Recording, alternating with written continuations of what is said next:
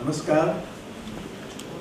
We welcome you this evening on behalf of the Raza Foundation and India Habitat Center to the 9th Kaul Memorial Lecture. This series, remembering a great filmmaker, Kaul, started at the end of 2012. And so far, many eminent speakers have given these lectures, which include Kumar Shahani, Rashmi Dorai Swami, Gurvinder Singh, Dilip Padgaonkar, Ashish Radyadhyaksh, Aruna Vasudev, Amit Dutt, and Arun Khokar. And today we have Dr. Soudhamini, who incidentally also worked with Kaul for a while. Well, incidentally, I also worked with him for a while. I have the dubious distinction of producing a film which he had directed. In fact, he persuaded me to produce the film. This was my first experience. I was a small civil servant, but I dared. And so thank you very much. This is a very select audience, I must say, rather more select than we would have wished. But the downpour in Delhi in various areas prevent people from coming. Soudhamini ji is a PhD in film and immersive media from Deakin University, Melbourne, an MA in English Literature from Stella Maris College, Madras, and a postgraduate diploma in film direction from the Film and Television Institute, Pune. She began her professional career assisting avant-garde filmmaker Kaul in his film Before My Eyes, and since then worked across platforms and genres, making short fiction, feature-length non-fiction, and experimental installations, receiving commissions from Government of India, the ZEDF, task clean, funds, shipping, whatever the German name, Jeremy, and the Prince Claus Fund, Netherlands, and most recently by the Australia Council for the Arts. Our work lies in the cusp between cinema and other forms of traditional and vernacular culture in South India, including literature, performance, music, theatre, dance, myth, and ritual. Soudhamini's films are both a dynamic, active, and an extension on their own terms of this larger cultural aesthetics. Her films have been screened globally, both in the Indian and International Film Festival circuit, and she has officiated on international film festival competition juries and selection committees, including most recently the selection committee of the Melbourne International Film Festival. So I think that's enough.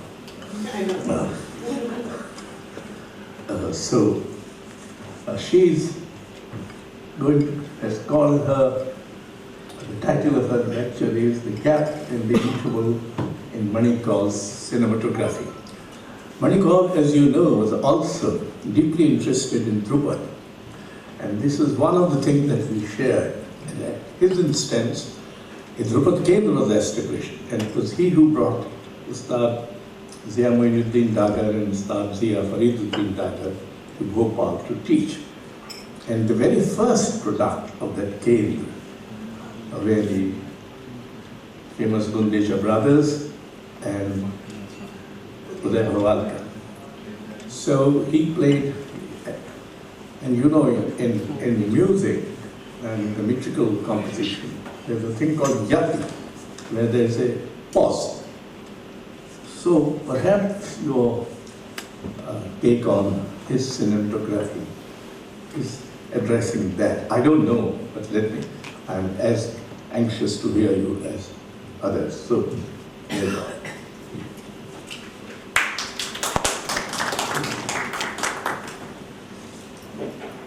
so much, Mr. Vajpayee and the Raza Foundation, for actually accepting my self-invitation because I had not been able to speak of Mani when he passed away. There was some memorial in Madras, but it was just too soon, and I thought I can't say anything even half coherent, so I had not spoken at all, and then time just slips by, and but somehow he's been surfacing in my mind quite often lately, and just out of the blue, and I actually came upon the title first, and then I just wrote to Mr. Vajpayee and said, are you still doing those memorial lectures, and can I do the next one? And he immediately said yes. So it's been quite wonderful. I think it was very gracious of him. And then we had actually quite an interval since we made the decision and for me to actually come today. And that has also been an interesting period because, of how you plan. And whatever else I was doing, I'd always surface back into this.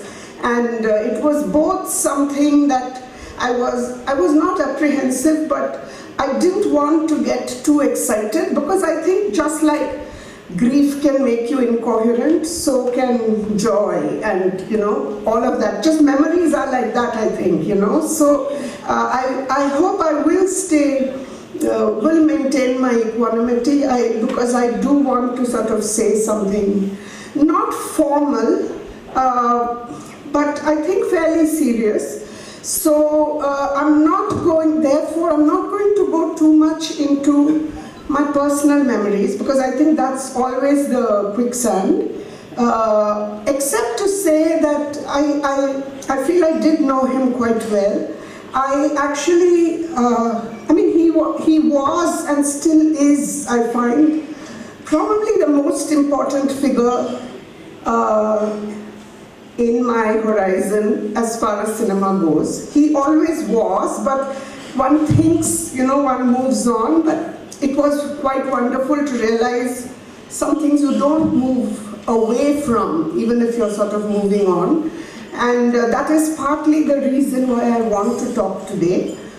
Because we were on the way when we were coming, again Mr. Vajpayee mentioned that he had produced Soudhamini, and that's got quite a lot of resonance for me because I actually applied to FTII because I was doing my BA in English literature and came across this interview with Mani, and along with the BA literature I was studying music, the Veena in Music Academy, and 3 days a week I would sort of walk from college. They were both on the same road.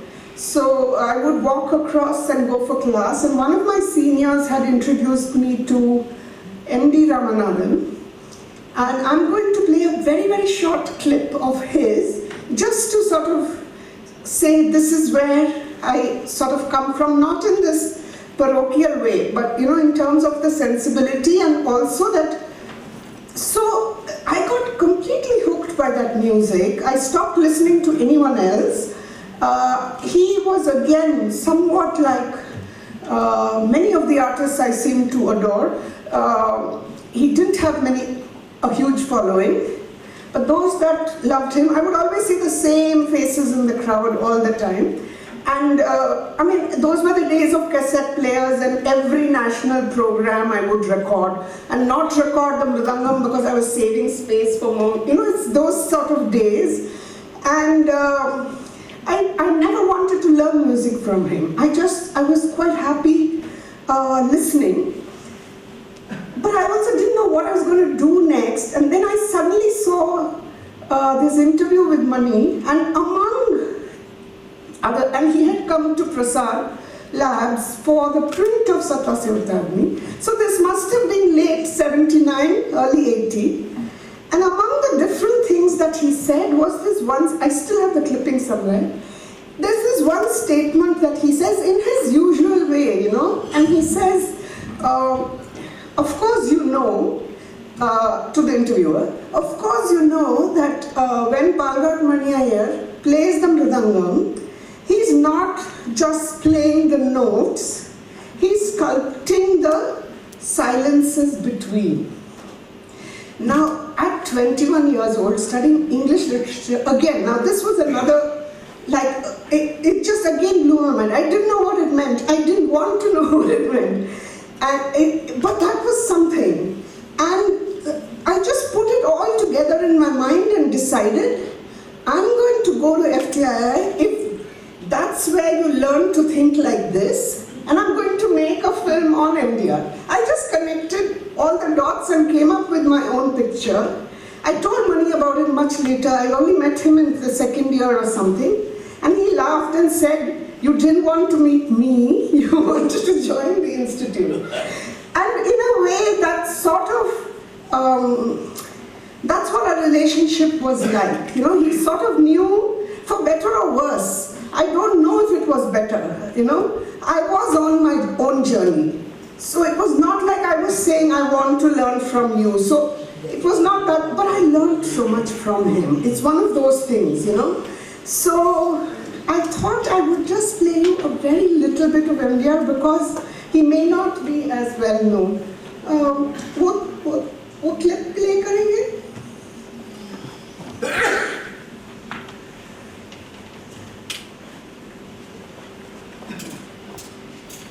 There's no video.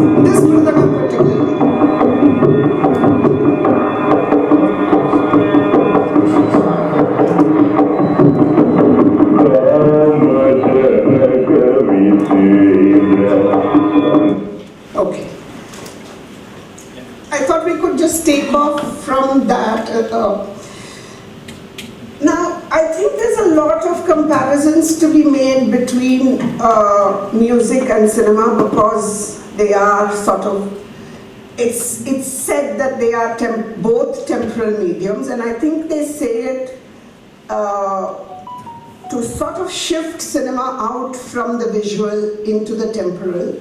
But to me, I can't think of the temporal on its own. I think it's always spatio-temporal. I think in music you're always creating spaces, and in a way that's what Mani is saying about the intervals, that there's always a figuration happening along with that sense of duration. But certainly I think music in that sense is, of course it's three-dimensional, but I just mean relative to cinema, it's sort of one-dimensional because it's working with sound alone. And so in some ways, I think it's also misleading to take the comparison too far, because film has to deal with so many other elements, and then that's how it's creating that three-dimensionality. So we'll work with music, but also sort of leave it aside. And my essential thesis, I mean, just to sort of cut to the quick, my essential thesis is that the gap is spatial, and when I say spatial, I just mean in terms of relative importance. For instance, I'm talking cinema, so that basically what you do with the cut is that you separate space. You know, you fragment the space-time continuity. So the gap is created through the spatial cut. And the interval is temporal. It's about duration. Now, Deleuze has talked a lot about the time image. And Mani was the person who introduced Deleuze to us, but I don't know, I'm basically focusing on Uschi-Roti, so I don't know at that stage what were all the influences, whether he had already read Deleuze. We've just worked out that he had not possibly started learning Drupal. So I don't want to sort of overread too much into that, but one of the reasons I want to talk now is I'm trying to write about him, about his work. I think part of the larger problem with the cinema, I mean, everybody talks about the lack of distribution, but I want to also talk of the lack of critical feedback that the filmmaker has actually got in their lifetime, you know, for various reasons, including, most importantly, I think, incomprehension. And there are very good reasons for that. And one of the trajectories I want to take is actually that I returned to Uschi-Roti at 3 different times, including now when I was preparing for this talk. And I could see how much I understood it better each time. And because we are also gathering different frames of reference, which is helping us sort of see it. And so I count myself among the people that sort of didn't fully comprehend and maybe didn't even ask him enough questions about it, because he is such an intentional filmmaker and it's such a consummate work.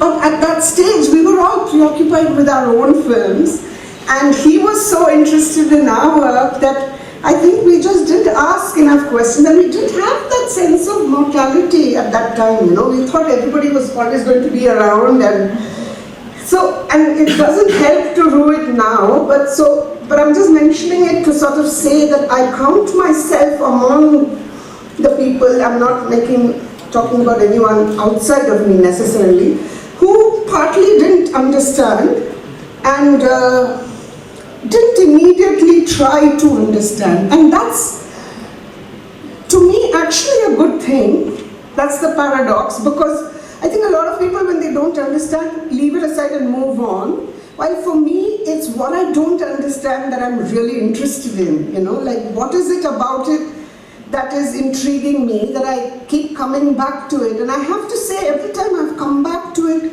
it's only become richer, which sort of, speaks to the integrity of the work, that it stands the test of time. I mean, there's lots of work I can't bear to see anymore, like the French New Wave. I mean, if you looked at, I was like a great fan of Godard and Fellini when I was in film school.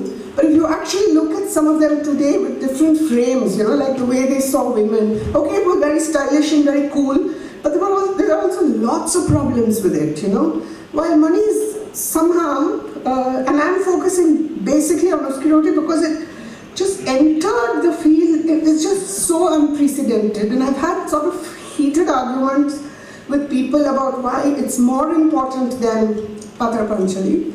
But very few people agree with me. I mean, this is not in any way to say that film is not important or interesting, but if you look at what Mani has done, then that is filmed literature, very well filmed literature. Because he's not really working with film language in any very new ways, especially in comparison to what Mani was trying to do. And so I have a bit of a chip on the shoulder about that, and I have a vested interest in sort of, it's not a sort of disinterested assessment of the film or anything like that. I'm sort of vested in it. So I thought, it's also because, as I said, how does one remember a person? And when I began sort of planning the paper, there were just so many memories that were coming up. But every time I tried to write it, it was just scattering, there was just so much. And on the computer, you can start something and then add, and so it was just never going beyond the first few pages because I was developing it within that same space. So today at IIC, I just made notes on paper and pen, and that has its sort of own restrictions. And I thought if I keep the whole plan in front of me, then I won't digress too much. So I want to sort of share the sort of challenges Uski Roti in particular poses for us to understand and also write about. And therefore, can one arrive at, this includes writing for an Indian audience if one exists, and for an international critical audience. And each has its own advantages because there are certain things you can take for granted here, which you'll end up having a glossary which is like bigger than the article to write to a larger audience. But they may have more sensitivity to a nuanced argument. So I think there are a whole sort of a whole list of questions that get posed when you want to attempt something, maybe only to me. But I thought I would just share my sort of struggle. So it's very much a sort of work in progress conceptualization that I'm really sharing today, okay?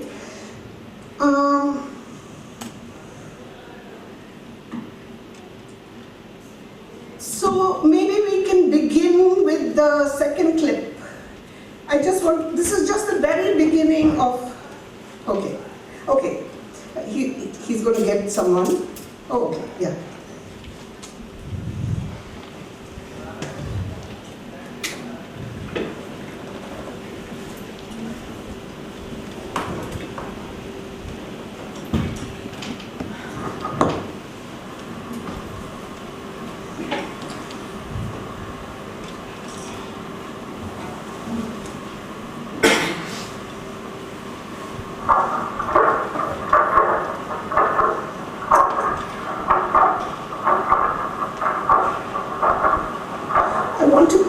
Because of the soundtrack.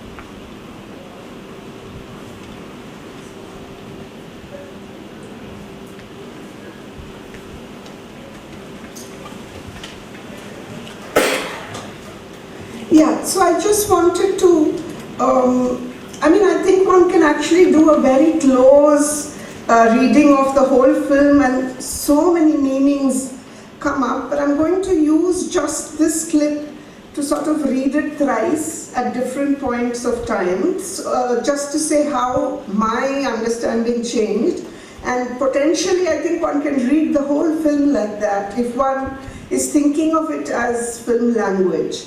Also to sort of compare it with regular cinema and how he was very consciously and intentionally crafting a new language. He was finding a new language to say what he wanted to say, and so that's what I'm going to attempt. For instance, just the idea of, like normally a film begins with what you call an establishing shot. You know, there's usually this, when the image begins, there's usually this long shot of either a house or a city, like Central Station if you want to show it's Madras. So you're sort of establishing the time and space, the time and place, usually, you know, the period and the place within which the story is sort of going to unfold. That's normally how it begins.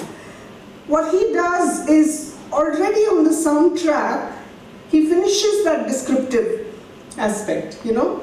So already when you hear the traffic and the way it fades in and out is already establishing this is long distance traffic. So he's set it in a highway. Soon after that you hear crows. So if we know the Indian landscape, we know that abutting the highway are probably fields. That's also established. Now, neither Mahajan or he are yet stars. This is the first film. Yet the music will start with Mahajan. For a while, you will still hear all those establishing sounds. That fades away, and then it's only music, which means you're now already entering from a descriptive space into a conceptual space. Because that's the whole thing of music, especially in film, that it's, and I feel actually that's true even with commercial films, the way songs are used, that it's shifting the space-time register. And with classical music even more so, because the grammar of classical music, whether it's Carnatic or Drupal, is that it's setting up its own coordinates. You know, and it's entirely conceptual. Before the Bandish, I'm saying. You know, with the Alap, it's already setting up a purely conceptual space. So that's what he's doing. He's saying now, he's sort of inviting us into the film through this. And therefore, when the image begins, he can already move into the conceptual. He doesn't have to waste time describing. Because that's not at all the register of the entire film. He can't start with a descriptive image and then try to shift it. He's already gotten rid of the description. So that when he begins, like that whole first, and that's the reason I wanted to play till the older sister also starts walking in, because the story is about her. So what is this first sequence, right? One, the younger sister has a big role to play. She's both a sort of contrast to the older sister in terms of the personality. She's more fiery, apparently less submissive, but also more vulnerable for all those same reasons. But he's doing something else. If you just watch the cutting, and that's the gap for me. So he sort of begins with this notion of the gap. And what I'm calling a gap is that normally a cut or a shot is defined around its definitive action. So you would begin, say, just before the main action happens, and you'd cut once the central action is over and match it with the same action continued in a slightly different space because you've cut, right? Either with a lens shift also, or even if it's just, a different segment of space, that's the match cut. Now what he's doing here is that there is all the potential for match cuts so that you recognize that he's not cutting as a match cut. He's creating those gaps.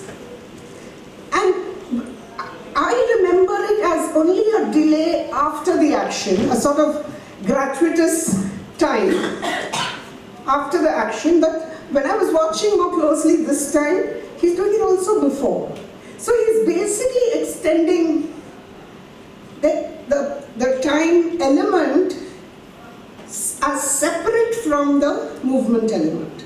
And this is, of course, Deleuze's main theory. I don't know if he's even read Deleuze at this stage. Yeah, possibly not. He brought it to us in the institute, and that means he already knew it, but that was 82 years. And we have theories of time, especially with music, so I would not attribute, but I'm saying it's interesting because this is exactly Deleuze's theory on time, on the movement and time image, that movement is an indirect representation of time, while you can have a direct representation of time in cinema. And Mani has, lots of people, I call them random clips, but the clips are not random. How we find them is random.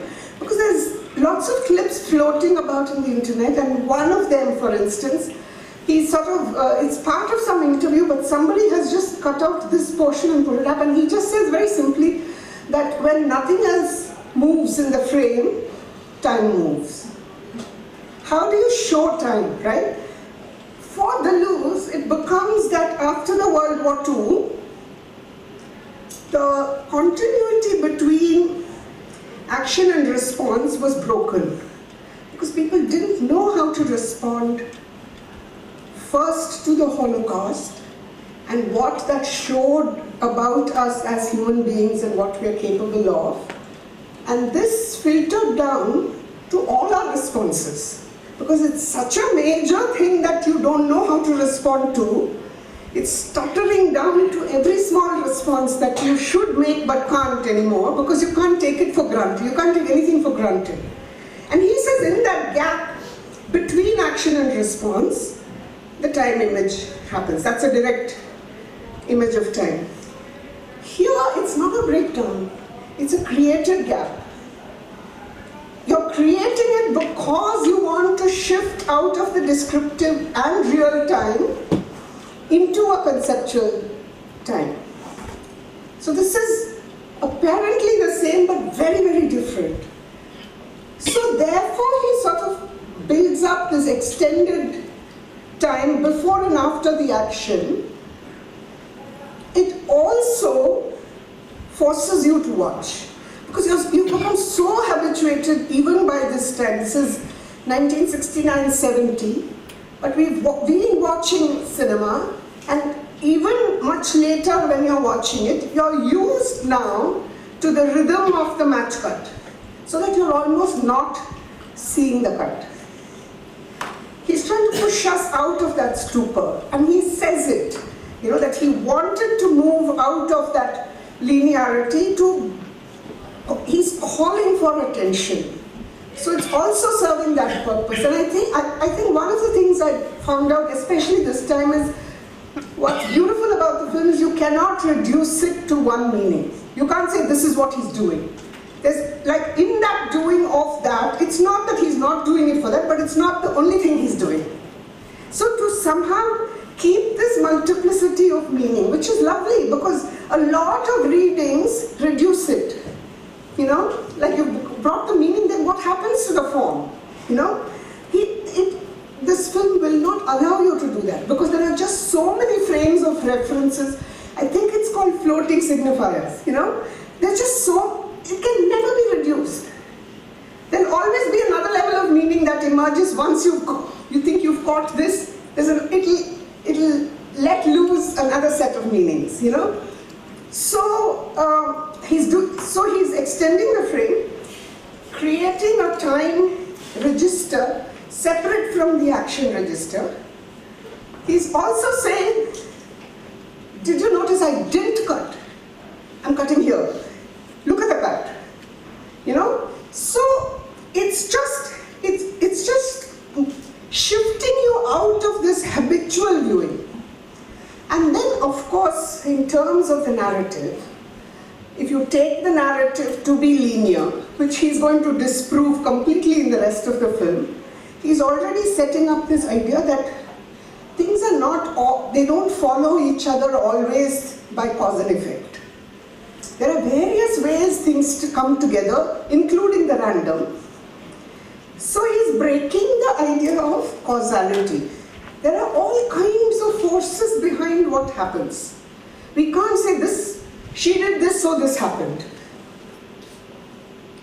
Now, okay, and then once he's done this whole thing, the music will, and I love the way the music is used. Like I told you, he starts it there, the other soundtrack fades, it's just the music track, there's nothing on the screen. You have to listen to the music. It's not a background score, it is the foreground score. It's the image that has been rendered background, to the extent that it's disappeared. Again, when he starts music here, he'll play it out fully before going into the next scene. You know, it's not used to fill gaps. It is the gap. You know? And then, without, like, again, the typical thing, even I might have done it, that you finish this whole first sequence and you cut to the main titles, and then you cut to the older sister walking, but he doesn't do that. There's this whole conceptual, and then very, very simply and normally the older sister, who is the main protagonist, walks up, and suddenly now, they're all match cuts, because we're entering real time. And that's all he needs to do. He just has to change the register like that in front of our eyes, and if we catch on to that language, then we've actually shifted registers. And if we catch it now, then none of the rest is actually as confusing or incomprehensible as we've gotten used to believing. It's just a way of looking. Are we looking? You know, are we registering this language? And so that's what I mean about creating a language, that if a cut is supposed to do this, you know, when I do it differently, I'm changing the grammar. I'm not playing with cuts. But of course I didn't know any of this when I first saw it. We must have seen it in like the first semester or something, and because I already knew of him, it's even possible I asked to see his work, because I have a vague memory that we saw a lot of his work together. But I also remember very clearly that the first time I saw Uskiroti, I never really saw beyond this sequence, because something about this, I couldn't understand what was happening, but I knew it was something hugely original, and at that time it just felt very cool to me. But it also sort of just stayed in my head, and I remember seeing the rest of the film and noticing that it was visually very striking, that he was composing in a way, as he says, like painting, but all I could see was, I mean, I wasn't very well trained in painting, so I didn't think of it as painting. I knew that it was supremely well composed, and that's again a comparison I want to make to Rai, that there are no particular frame sticks in your mind. There's nothing happening there visually. It's doing the story well. It's containing the story. It's containing the image. This is image creation. I promise not to make a comparison anymore, but just to make that distinction, that, and it's also the reason I called it cinematography, because that is Bresson's idea that when you film, he was talking of theatre, but I think it can hold for any other medium, where you sort of use the content of some other medium and just bring it in as it is to be contained by the camera. Then he calls that cinema, and he says when you're working with the medium, like whatever its language is, when you're working with the medium, to make that distinction, he calls it cinematography. Not just, and it doesn't refer just to camera work. And it was an idea that was very close to Mani's heart, because in my diploma film, I took the credit for cinema and gave the cinematographer the cinematography credit. And he said, why did you do that? So it was an idea that was quite dear to him, that direction is cinematographic, you know, which doesn't, it really doesn't just mean that you compose through the lens. You could, and towards the end of his career, he didn't want to do that anymore. He didn't even want the cinematographer to look into the lens. That's another story. But anyway, cinematography is not just that. It is about working with the language of cinema, so that, for instance, when Mohan Rakech's story becomes the film, it's neither translation nor adaptation. At best, at most, it's a transmutation, that it becomes something else.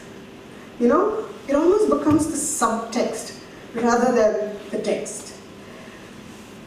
So this is all I saw it as in the first year. I just thought it was very cool to do this.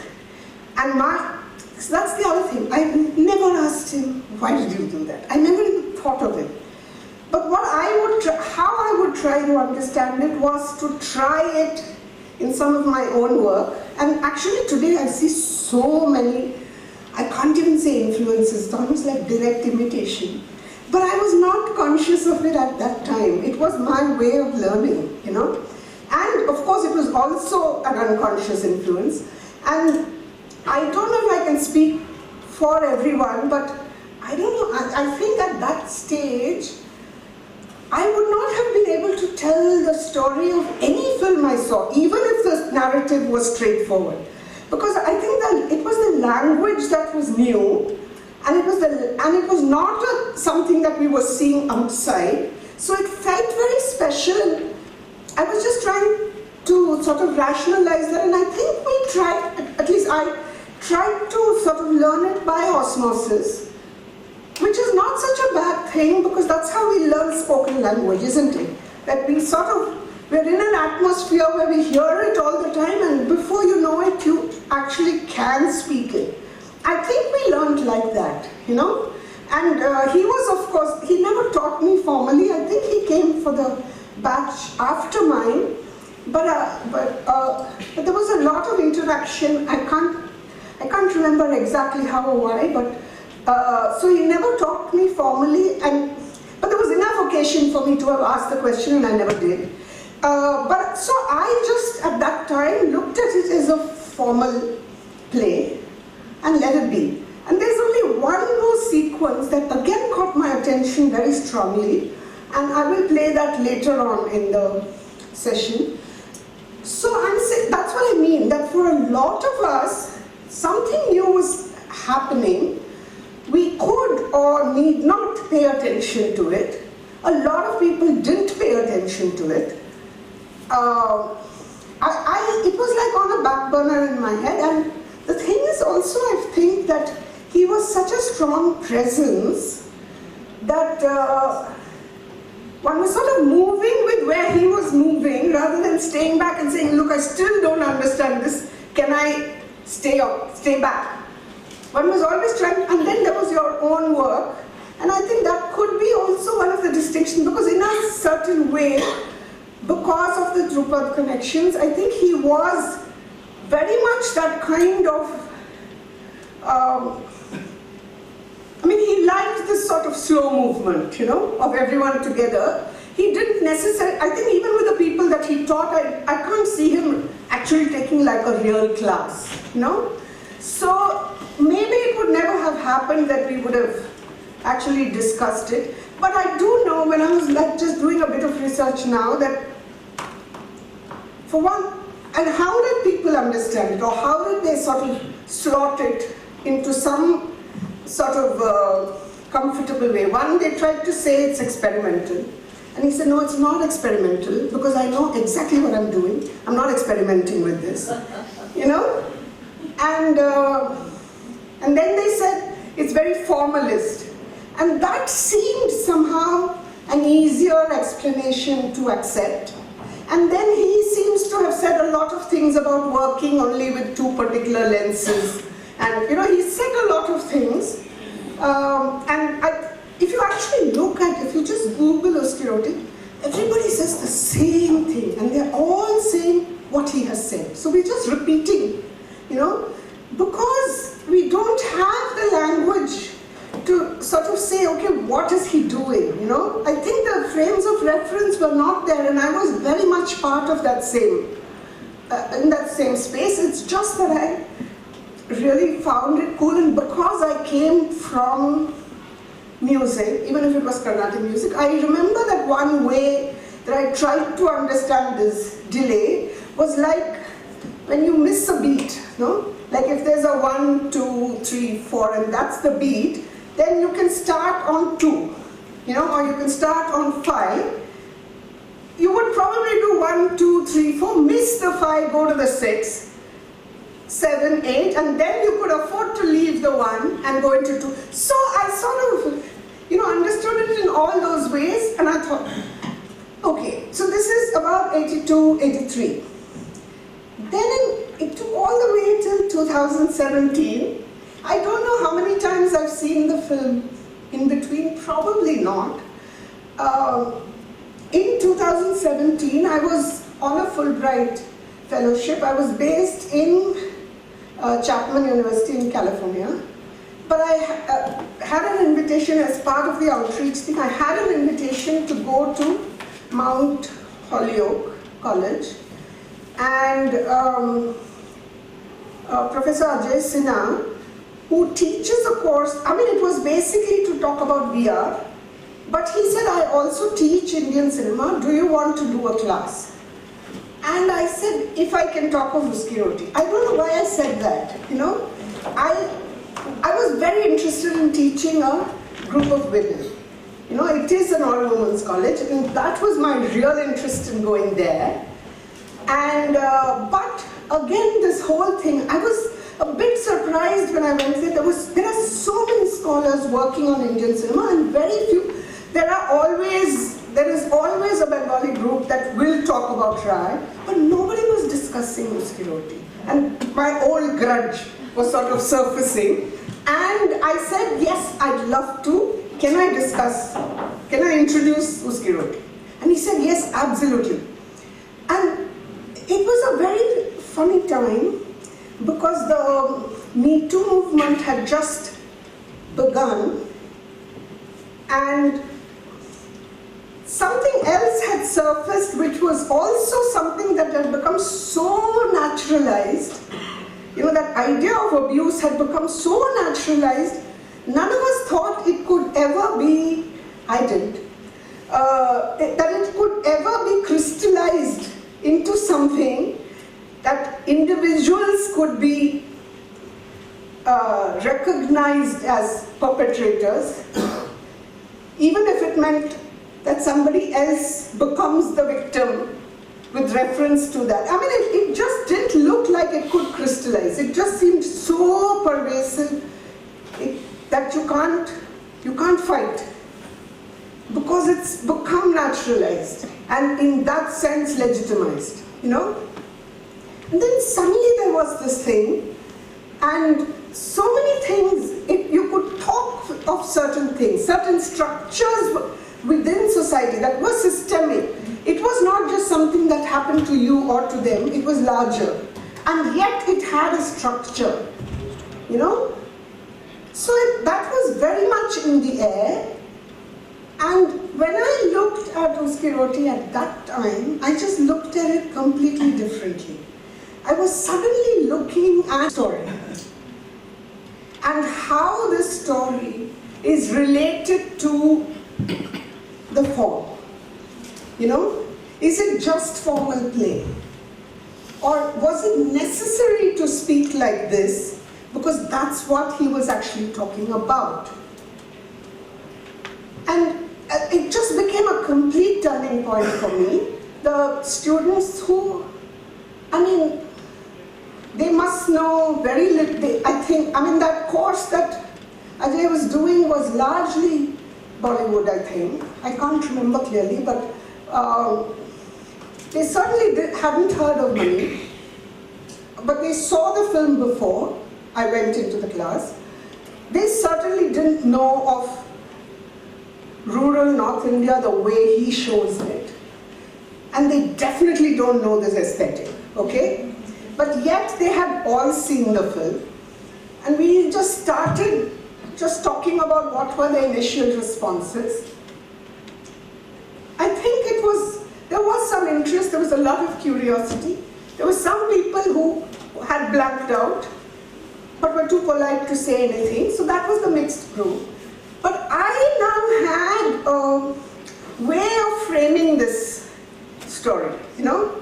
And I actually discussed the whole film on those terms, but I'm going to stay with the beginning. And suddenly the way I was seeing this, it became that here is this young girl who is making the effort to throw that stone, to get that guava. It's probably the filmmaker's fault that she didn't catch it because he's delaying the cut. It falls down, and in that gap, literally, between the action and the fruition of that action or the result, in that gap, a space is created for an intervention.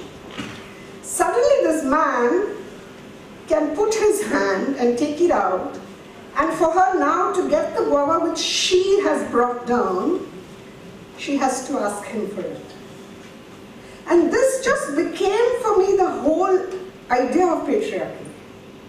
That it is about usurpation of power. You know, it's not about power.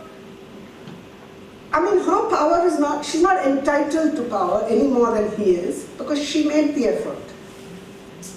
But in the picking up of that guava, he just changes the power dynamics. And if you see, the next cut immediately is that the way it's taken from behind him and the way he's standing, there's no space for her. You can't even see her. And then it cuts to the side, and then he creates the gap, the character I'm saying. There is this gap between them, and he puts out his hand with the thing, and to take it, she has to touch him. But she does, she takes it and she eats what she wants and she spits out the dregs right there. So there is that defiance, and that's one of the contrasts between the two sisters that he's trying to establish. So now now that is what the gap is for then. You know, it is to show the power differential. And that it is an assumed power, it's a usurpation of power, and it's about setting up a hierarchy which is to do with space.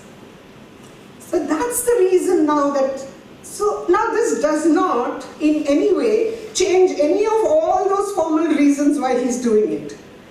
That's also happening, but so is this. So it's not just formalism. It's about having to create a form that will speak of this without him having to say it in so many words. And I've always felt that about experimental cinema, not that this is it, I'm just saying, because we always think from the outside that, oh, they're trying to play with it, and that's the thing. I think with the best experimental work, they need to change the form. Because something that they want to say does not fit into that earlier form. And form is not sacrosanct. Grammar is not sacrosanct. Everything can be changed. Everything is what we make with it. But to change at the grammatical level is to make a foundational change. And I mean, as we talked about it in that class, the whole story can be mapped like this, But I still didn't understand it fully, and it was actually one of the students there who sort of pointed me. So now to just cut to, there were often things he said completely out of context. I mean, in the sense that he didn't say this with reference to Skiroti at all, but I remember once that he said, hope is the worst thing. And I just went all quiet because it feels like such a daunting thing to say. Like, if at 21, if you don't have hope, what do you have, And yet and I know he is one of the most optimistic people until the very end. So what does he mean? But again, I did ask, I don't know what it is. It was not arrogance. It's not that I don't want to know or that I don't want to ask. Some of these statements just have so much to them.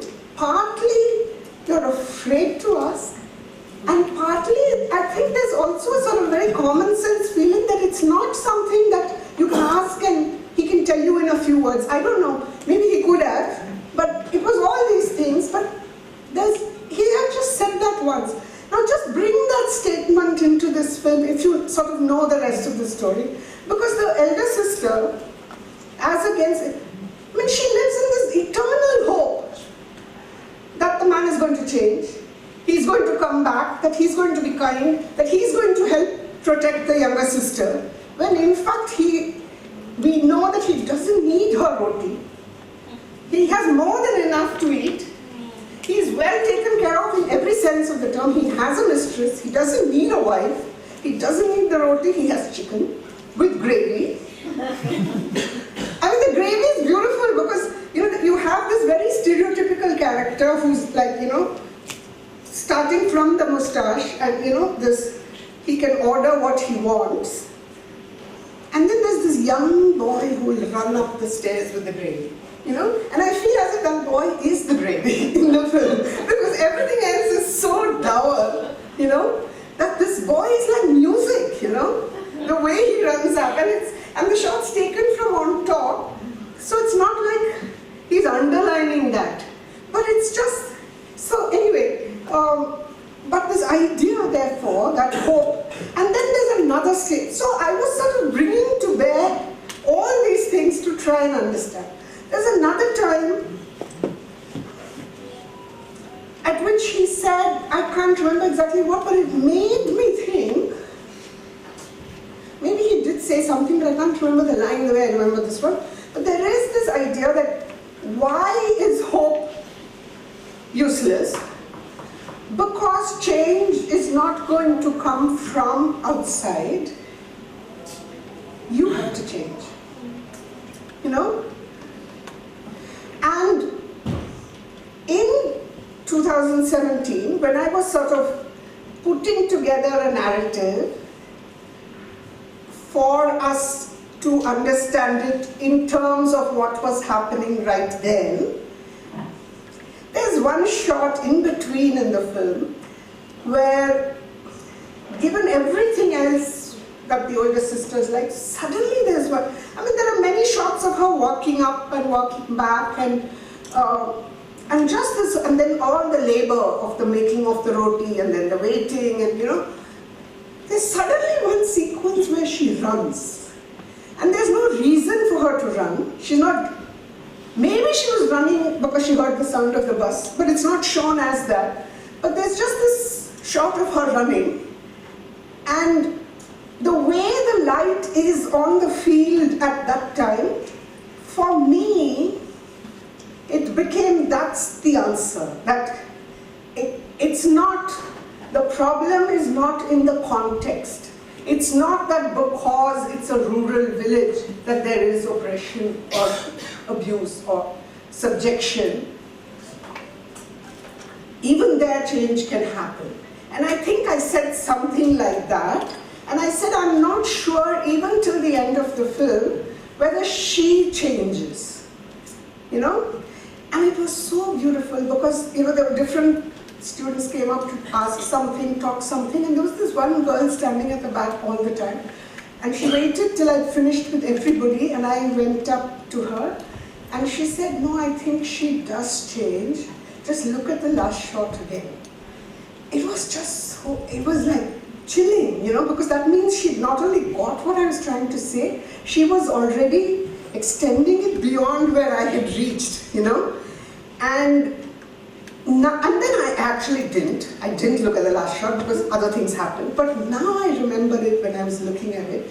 I don't want to show the last shot because I think you have to arrive at it, you know. I mean, a lot of people do that now. They actually cut up films and join them together in odd ways. There's this form called video essay or something where they... I'm putting my foot in again, but you know, when they chop up a film and say, this is it. You know, like this is what the film is trying to say. And I don't know, that's not what the film is trying to say. The film is saying something at every moment. You know, and if you miss all that and you want to do this, that's not the film anymore. You know, so I don't want to show just the last shot, but I think we can all watch it at some point. And that sort of leads me to the third reading, which just came to me as I was preparing for this talk.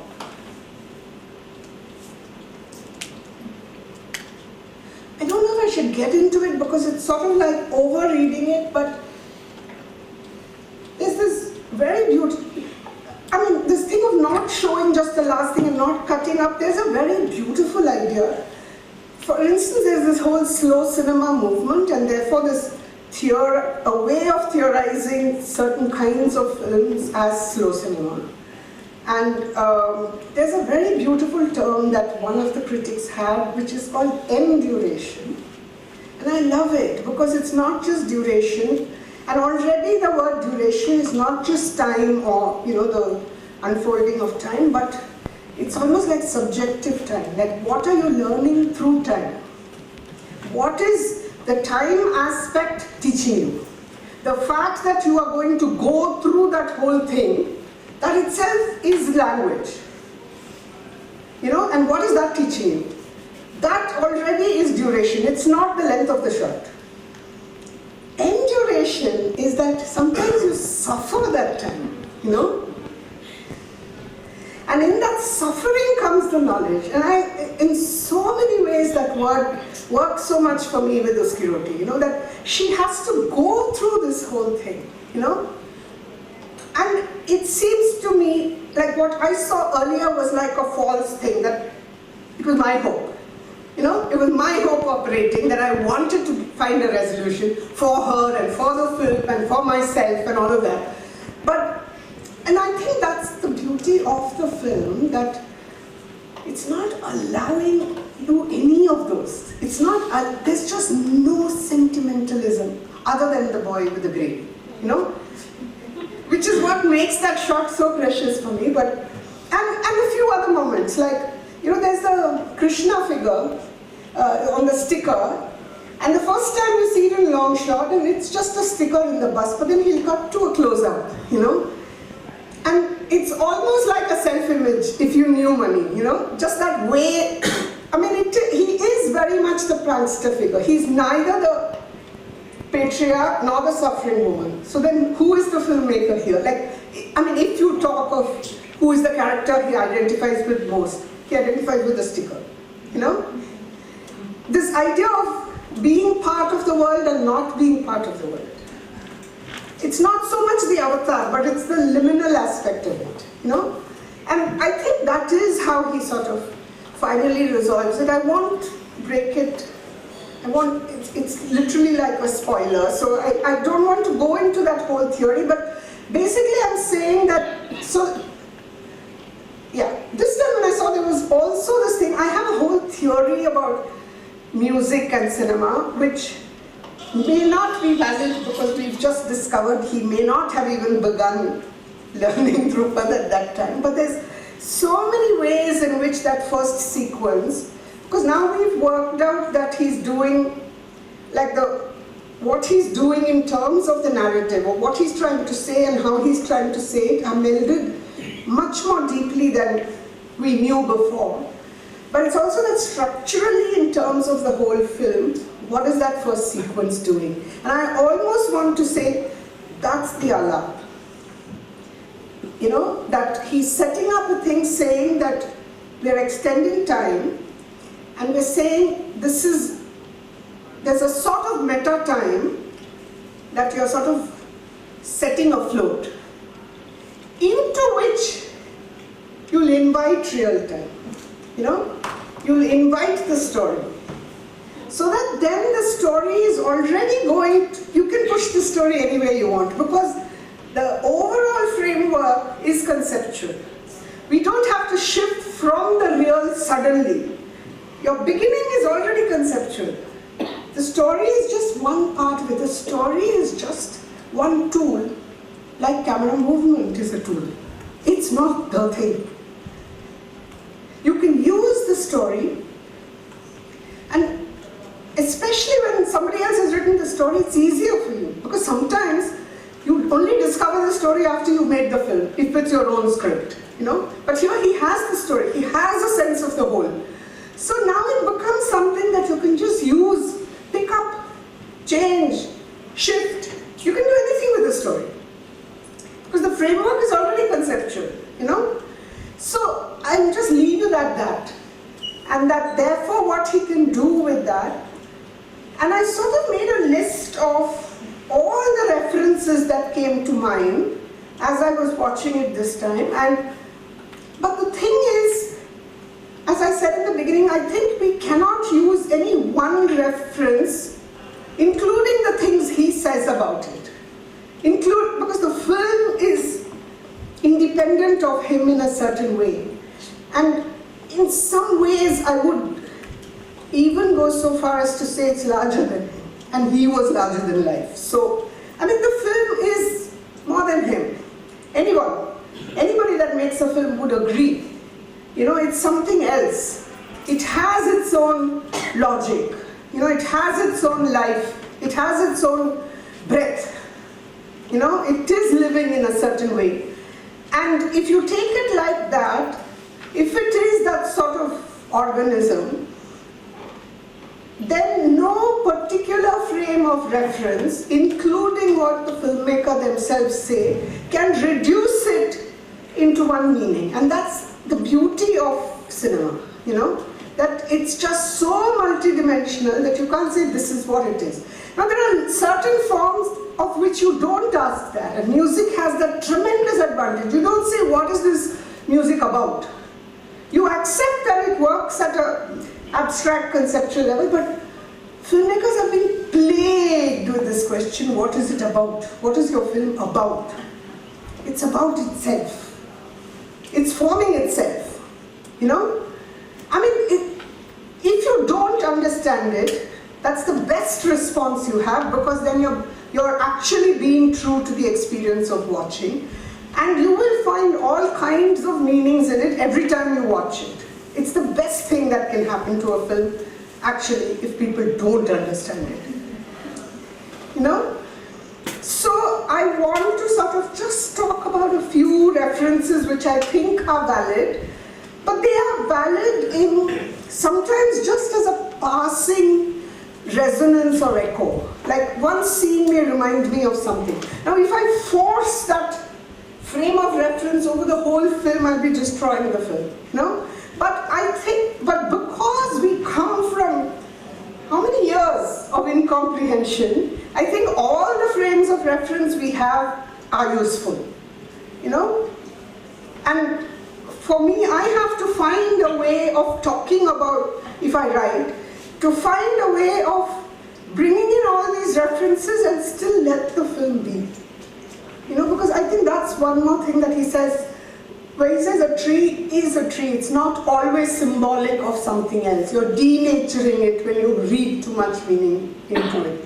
But I just think it's part of our meaning making that let's say we make provisional meanings, towards understanding the film without reducing it completely to that one meaning, So just in terms of that effort, there's a whole section where I don't understand North Indian names, to be honest, that the man is called Jangi, and I don't know how to place that name, so I'm just going to call them like he's the molester, So there's an interaction which is imagined or real between him and the younger girl, because she's alone in the house while her sister's waiting at the bus stop.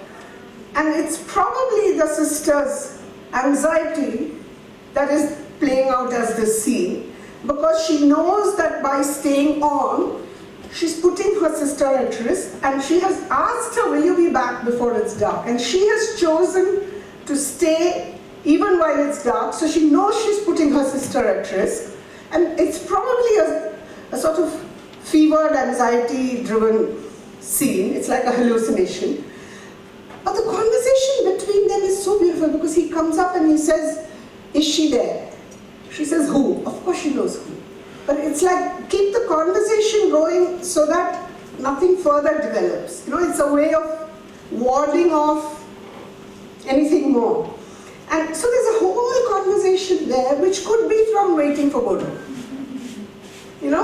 So absurd theatre, for instance, is one reference that will help us understand certain sections. As I said, slow cinema, it's just that the way they discuss slow cinema is very different. Because though there are very beautiful films that we discuss, which I like a lot, like Simon Liang, for instance, where the slow has meaning, but in general the theory is of time as meaningless. And for us, I think time is always meaningful. At least in this film it certainly is. It's not empty time. It's very intentionally created time. But I think certain criteria from slow cinema can be used to understand. As I said, the lose and the time image, there's an uncanny resemblance. And even if one just wants to talk of what that thought is and how it's different in Oscurotti, I think it's worthwhile as a reference.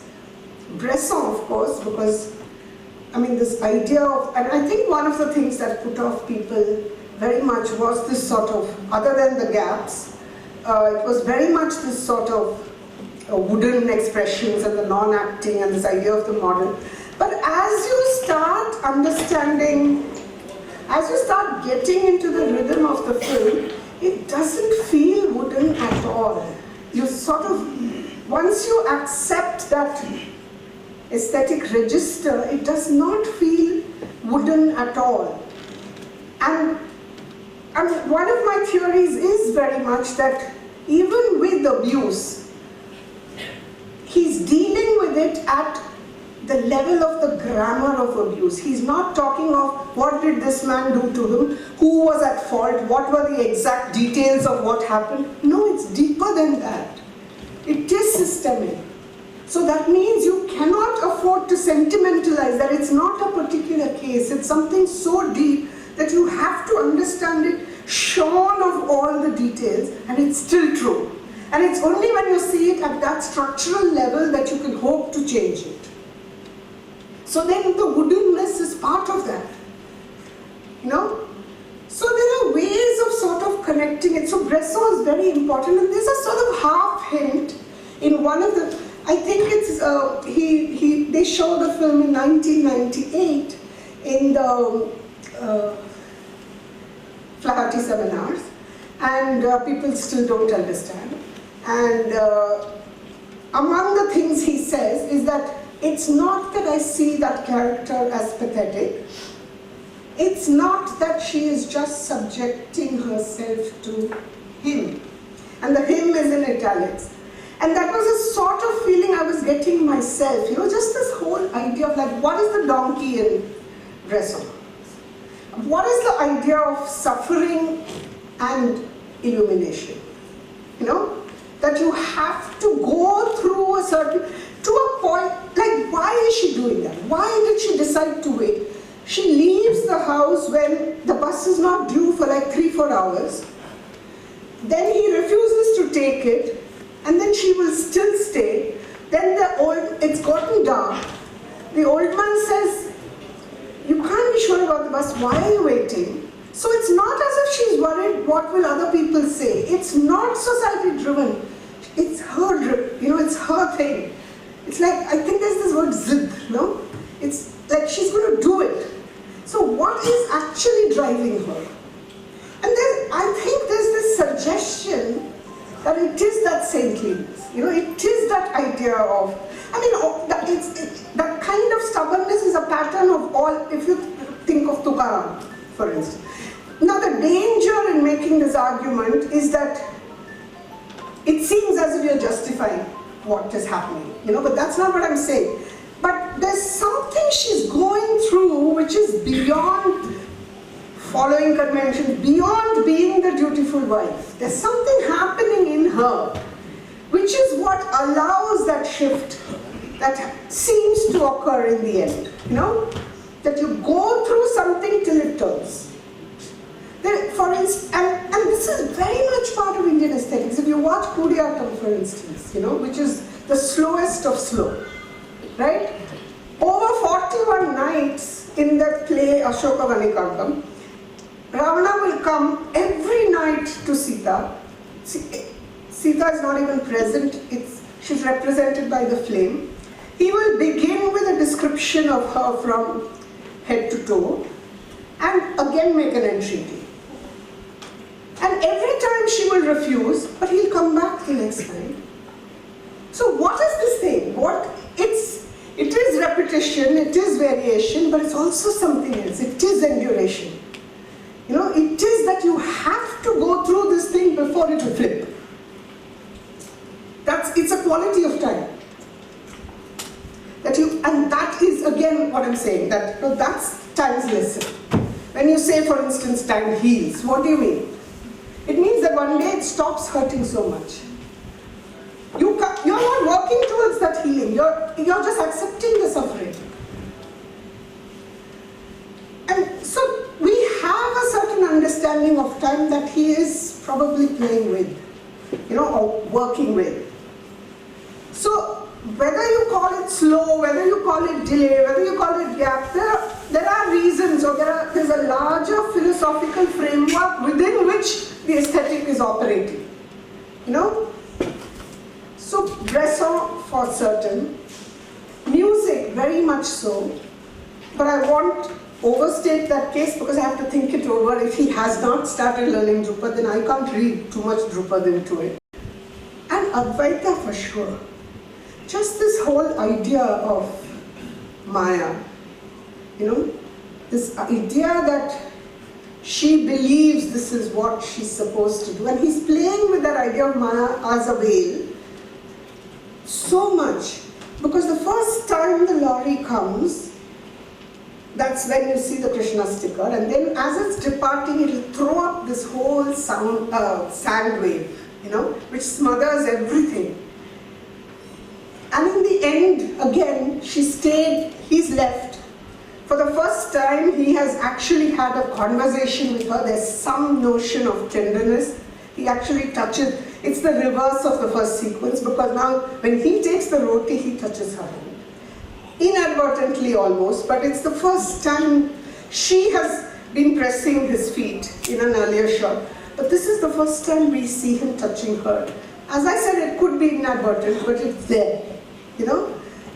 So there is, and I think Mani says that at that point, with the lens that he was using, I am open to the idea that even that was her hallucination. Maybe he never came. You know? And then once he's left, I am talking about the last sequence. Once he's left, there's suddenly a huge amount of mist. She keeps walking around in circles, and she'll move to the back of the frame, come out, leave frame, come back in foreground, leave frame, come back at the back. And at one point she comes into the right of frame, and so she's on profile, and then she sort of looks, peers at something in front of her, and then on the left of frame she appears again. So there's almost the sense that finally she's seeing herself. You know? There's this sense that until this point she only saw him. She just never saw herself. You know? So it's not this grandiloquent thing of discovering yourself, but that is the whole thesis of Advaita. That Maya veils your understanding of yourself. You think the world is real, but actually you're the only one that's real for you. And it's done very, very simply, but I think it's very much a frame of reference because he's talked about it, including in Abeda Passion. You know, so it is very much his frame of reference. There are certain things he discusses openly, there are certain things he discusses with confidence. There's a very beautiful clip again in which he says, the self, with a capital S, the self is not the subject of your work, it is the self that creates. You know, so he's very much working with these ideas of the self. And I think that's what he sort of grants the character at the very end, some self-knowledge, which is finally what frees her from that thrall with the husband. No? So these are all frames of reference that you can bring to bear to sort of just unravel all that's happening. And none of it can explain the film away. But all of it can help you sort of think about the things he was trying. And this is the reason I'm saying that it is a new language. No, there is no precedent to what happened with this film. There just is not in Indian cinema. Maybe in world cinema. Because I also don't understand, I just looked up the dates. Hiroshima Mon Amour is 1959, which is like 20 years before. We've all seen it. 69. Okay, 10. So why can we accept shift in time there, but not accept it here? You know, why aren't we bringing that thing here? I looked up the beginning of Hiroshima just to get a sense of are they treating it differently? One, first of all, I will not grant it wholly to René. It is Marguerite Duras also. It's her script. And from what I read, he just told her to write the script and left. It's all hers. Of course, he does it beautifully, you know. But so, and the thing is, there's much more voiceover. You know, and voiceover, which is, again, it's beautiful voiceover, because just even in the first scene, you know, there's the two of them very close shots of just their naked skin. And then the man says, you were not there, or you didn't see it, or you don't know it. And she says, I know everything. So the minute it gets verbalized like that, everybody's comfortable, and he's not doing that, you know?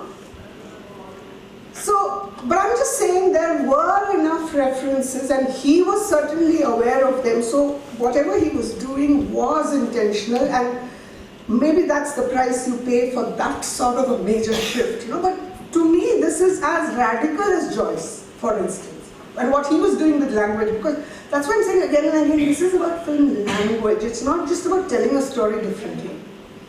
You know, we found out that he's saying it because the story itself is different. It's not the story you thought the film was about, you know? Anyway, the last thing is the visual reference, and there's a lot of mention of Amrita Shergill and you know, that kind of framing, and yes, but it's also much more dynamic than painting, isn't it? And I just want to show this other sequence, which is the only other thing I remember being struck by in that first viewing. So if you think of, say, the portrait, even the group portrait, as a certain compositional thing of what the human element, how a human figure becomes a graphic element in a painting. Okay? If we just keep that, that's what a portrait is. How does a human figure become a graphic element, and how much space does it take in that frame, and how is it relating, how is the figure which is full and that empty space, what is the relation, including just what is the proportion of the two, and therefore what is that remaining space, which is a gap, it's a visual gap. What is that, how are the two relating? Okay? If we just keep that, that's what a painting is in one frame. Let's just look at this sequence. Shall we play the last clip? Excuse me.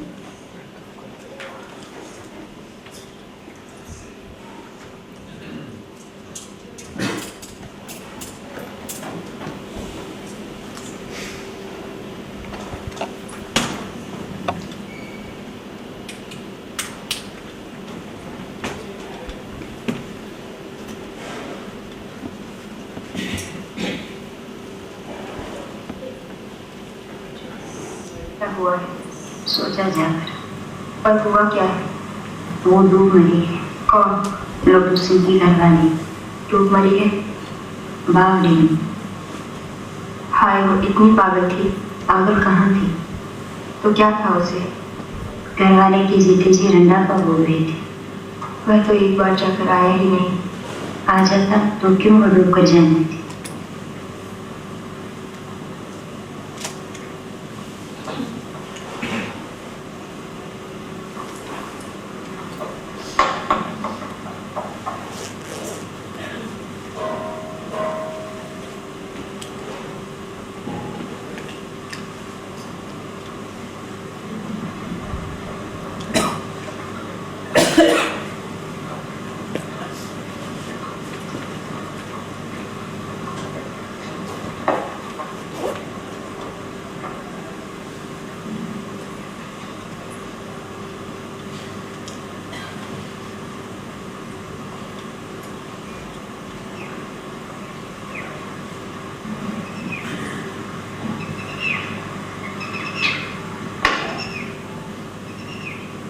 From here onwards.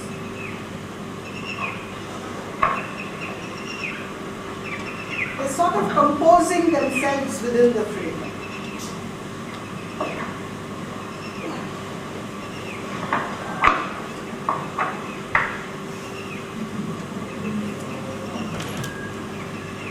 And they keep shuffling, recomposing themselves.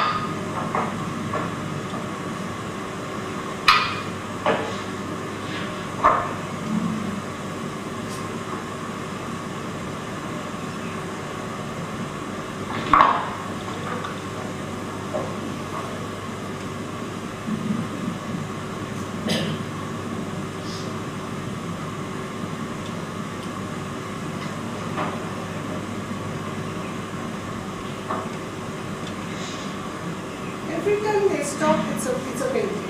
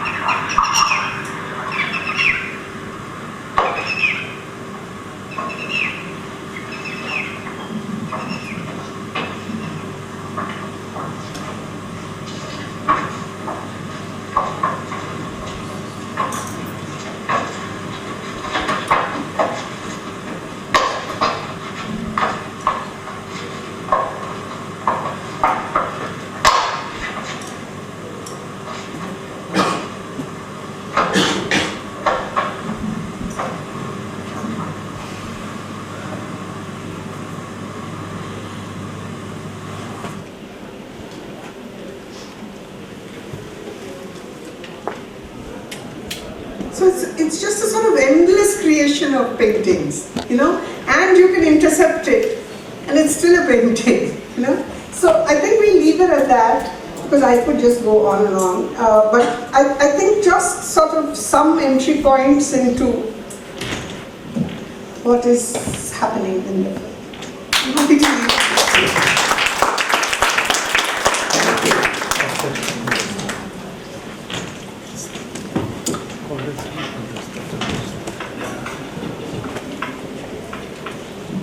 This is the longest lecture we had in all our memorial lectures. But it was so engaging that we did not mind the time, except that we have to observe some limit. And I think what has happened is that you start looking at a work of art in a very different way, in a very enlightened, enriching way. And also the idea that no interpretation ultimately can exhaust the real created work, and therefore it is always open to add on to it. With that, thank you very much. And thank you very much for coming in spite of the rains or whatever. And I hope you reach home safely. You don't have to swim through or whatever the other circumstances may.